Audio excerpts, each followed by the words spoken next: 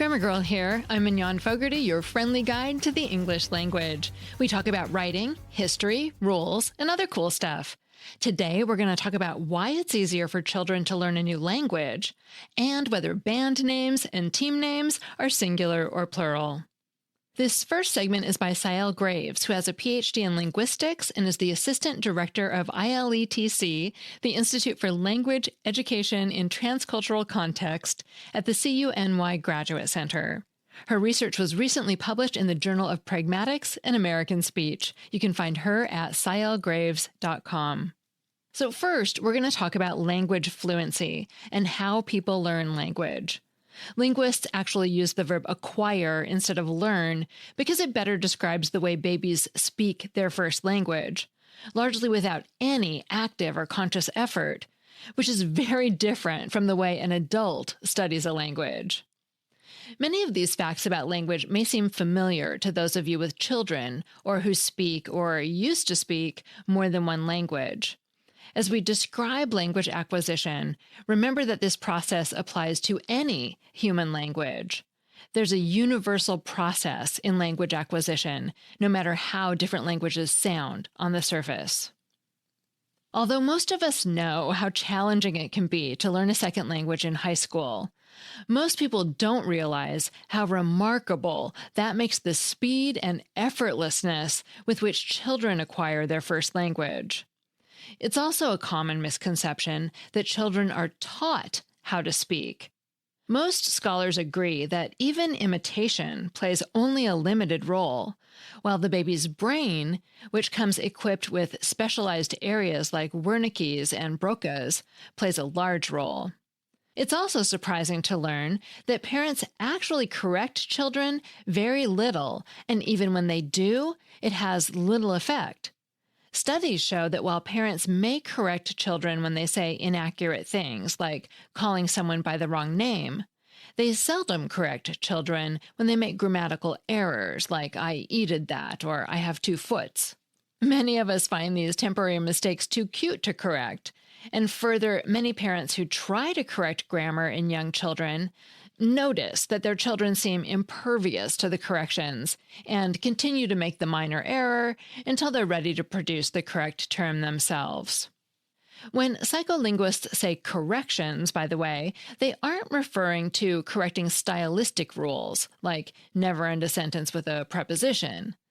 They're referring to the remarkable, unconscious rules that all native speakers of every language produce with no effort. Either way, one thing is for sure.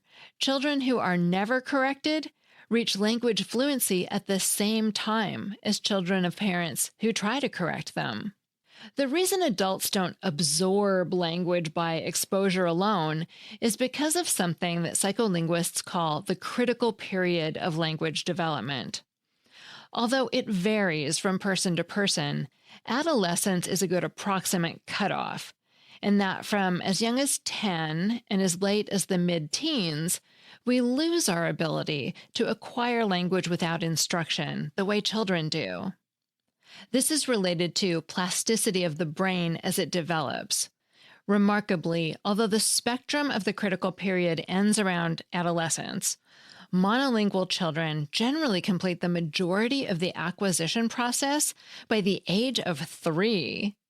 There's always more vocabulary to acquire through childhood and life, but syntax, the order in which our words appear automatically when we speak, and in which they must do so in order to make sense to others, and other basic elements of linguistic grammar like phonology, sound patterns, and morphology, word components, are produced with ease before the end of preschool and toilet training. This is especially fast when you consider how complex and intricate human languages are. When children are exposed to a second language at 4 or 5, they may still acquire it fluently if they get enough exposure to it, because that critical period of language development is still open. Adults have a very different experience. Most adults can learn a second language, but it requires great effort, work, time, energy, and memorization. Plus, some elements like vocabulary or native-like pronunciation may never be fully achieved by adult language learners. Adult acquisition is more like learning, so linguists may use that verb more to describe second language acquisition. For example, many English speakers learning Spanish have trouble rolling the double R, and Hindi has a D sound with a puff of air that many English speakers can't even hear, let alone pronounce. You may speak another language at a rudimentary level, but never encounter thousands of low-frequency words like appendix or anesthesia, and hopefully you'll never have an urgent need to know those words while traveling.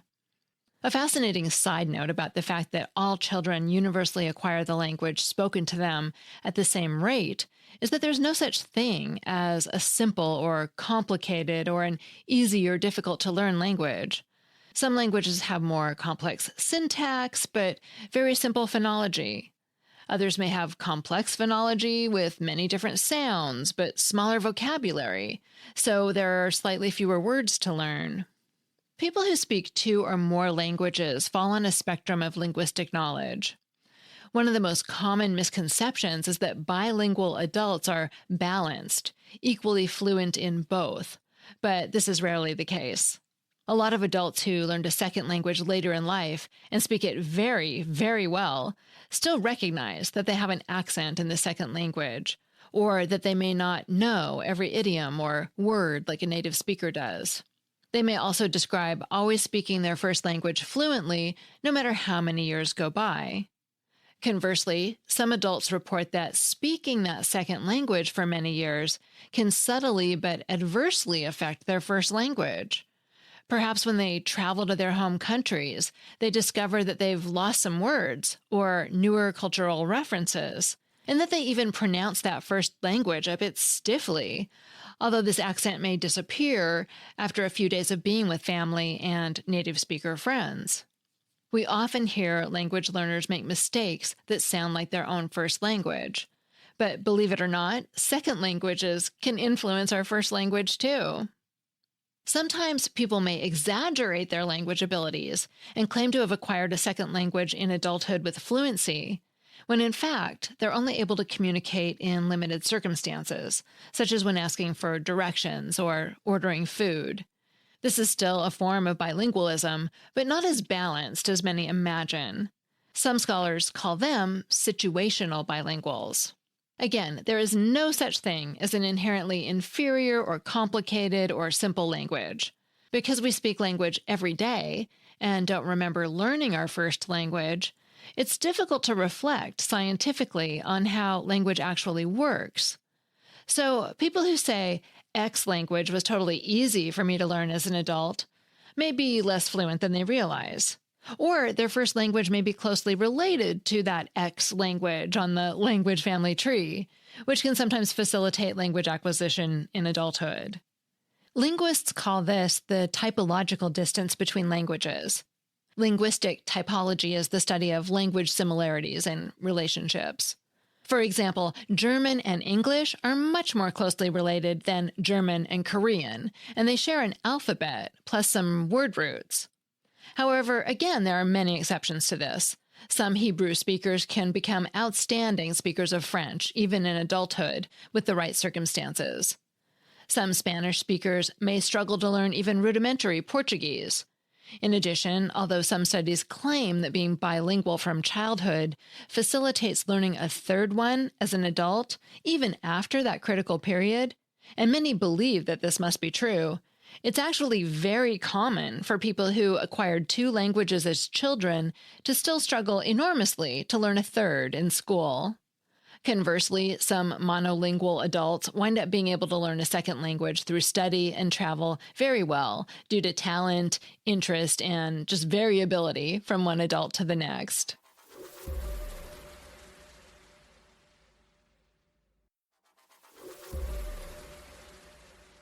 Many people all over the world spoke one language at home and then a different one at school as young children. Because both languages were technically acquired in that critical period, we, and these speakers themselves, expect them to be balanced bilinguals. However, this is very rarely the case because language dominance will occur quickly, especially if the speaker doesn't attend a bilingual school or learns to read and write only in the community language. Also, if speakers don't have other types of exposure, like regular travel to a country where they can become immersed in the other language, the school language can take over. Linguists often refer to these bilinguals as heritage speakers. Heritage speakers may understand that home language better than they produce it, or have no accent, yet they know very basic vocabulary. The more fluent in the school language that the speaker's parents are, the more likely the children are to lose their home language, because children quickly figure out that their parents understand the school or community language. Then their brains resort to the community language in order to save resources and communicate more expediently. Heritage speakers come in many different levels of fluency, but all possess a rich and special familial and cultural connection to the home language. It can be helpful for these folks to understand that it's totally normal to default to a dominant language, and to realize how challenging it can be to maintain two languages throughout one's life when both languages aren't necessary. Now, what about raising bilingual children when you're monolingual? Well, this is unlikely to be effective, although some foreign language exposure is great and fun for kids. As linguist Francois Grosjean explains, two of the most important factors in achieving success are amount of exposure, which is difficult to get enough of if neither the parents nor the society speaks the language, and then need, meaning that children must be in a position where they truly need to use the language to communicate most effectively with certain people. A 50-50 bilingual school can sometimes work, but they are hard to find. So, a critical element of human language that's frequently overlooked by non-linguists can be expressed by that old saying, if you don't use it, you lose it. Some people may plan to move abroad for a few months or study a language for a few years and expect that this knowledge will be set for life. However, trying to speak a language that you studied years ago and never spoke again usually doesn't work very well. In addition, some research shows that speaking more than one language can have some cognitive benefits, such as a delayed onset of dementia or slightly faster reaction time. But as linguist Ellen Bialystok confirms, you have to regularly speak both languages. Studying Spanish for a few years in high school and rarely using it again won't help you stave off Alzheimer's. Interestingly, some studies suggest that because bilingual people are so good at switching between languages, they're better at switching between other tasks, too. Other studies contradict this, but the important thing for sure is that being able to communicate with so many more people around the world is truly an advantage. It's a challenge to learn a second language as an adult, but it's worth the effort. And if you want your children to have the advantages of being bilingual, try to speak only that home language to them as early as possible and as much as you can. Last week, we talked about quirky collective nouns like pair and couple that can be singular or plural. And today, we're going to talk about some other nouns that aren't as straightforwardly singular or plural as dog or cookies, band names and team names. First, the bands. We usually treat band names as singular in the United States, but some people go by the rule that if the name sounds plural, like the Beatles and the Lumineers, they treat it as plural. And if it sounds singular, like train or Coldplay, they treat it as singular. That's how the Associated Press does it, for example. So in the US, you'd write that the Beatles are your favorite band, plural, but Coldplay is what you find yourself listening to a lot lately, singular. British English does it differently, treating all band names as plural. For example, here's the first line of a recent Guardian UK story about The Cure releasing its first album in 16 years. The Cure have long dwelled in a kind of rarefied artistic blue zone in which the years pile up, but the end of the band is serenely defied. The Cure have long dwelled, plural, instead of The Cure has long dwelled, singular. Here's another example from an article about the band The Cult on tour. With an anniversary tour, there's the temptation to be completist and send every diehard home happy. But the Cult aren't interested in that. Again, the Cult aren't, plural. That sounds really weird to my American ears, since we'd say the Cult isn't interested in that. And what about team names? Well, in this case, American English and British English are actually the same. Everyone treats team names as plural when they're writing about sports, even if the names happen to sound singular, like the Utah Jazz or the Stanford Cardinal. Both American and British sports reporters would write that the Jazz are playing Monday, and the Cardinal are expected to do well this year. If that sounds weird to you, if you're American, you can always use the city or state name instead of the team name, because cities and states take a singular verb. So instead of saying the Jazz are playing Monday, you could say Utah is playing Monday, just as you'd say Los Angeles is playing Monday and Minnesota is playing Monday. British English is slightly different. They use the plural verb even when they're referring to the team by the city name. So a Guardian writer in the UK would write Utah are playing Monday. So since I've had a bit of this and that going on, let me sum it up for you. In American English, team names are always plural, and city names used to refer to teams are always singular. And band names are plural if they sound plural and singular if they sound singular. In British English, team names, band names, and city names used to refer to teams are always plural. And everyone treats the odd occasional team name that sounds singular, like Jazz, Cardinal, and Thunderbird, just like they treat any other team name.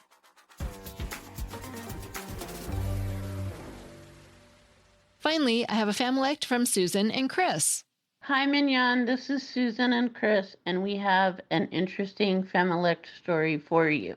For as long as I remember, when we were kids, my dad used to say whenever they were going out to dinner, my parents, they were going to kittle dance. It was just a way of my parents to say, none of your business, you're not invited. And my dad just made it up so that he would have something to say to us growing up. And we would then get really upset because he wouldn't tell us where they were going. He would just say they would be going to kittle dance. So here's a reenactment. Dad, where are you going? We're going to kittle dance. What's kittle dance? Kittle dance is kittle dance. Oh, Dad. Okay. So we're not sure if he just completely made it up, which is likely, or if it comes from the word kittle, which comes from Scottish and has a couple different meanings, or if he actually meant kettle dance, which is a Native American food blessing tradition. Anyway, that's our story about kittle dance. Thank you. I love the reenactment. That's taking Familex to a whole new level. Thank you so much, both of you, Susan and Chris. If you want to share your Familect, the story of a word your family and only your family uses, call the voicemail line at 833-221-4GIRL or send it to me through a WhatsApp voice chat. You'll find both in the show notes, and be sure to tell me the story behind the Familect because that's always the best part. Grammar Girl is a Quick and Dirty Tips podcast. Thanks to Nat Hoops in marketing, Holly Hutchings in digital operations, Dan Feierabend in audio, Morgan Christensen in advertising, Brandon Getchus, director of podcasts, and Davina Tomlin in marketing, who just started taking a belly dancing class.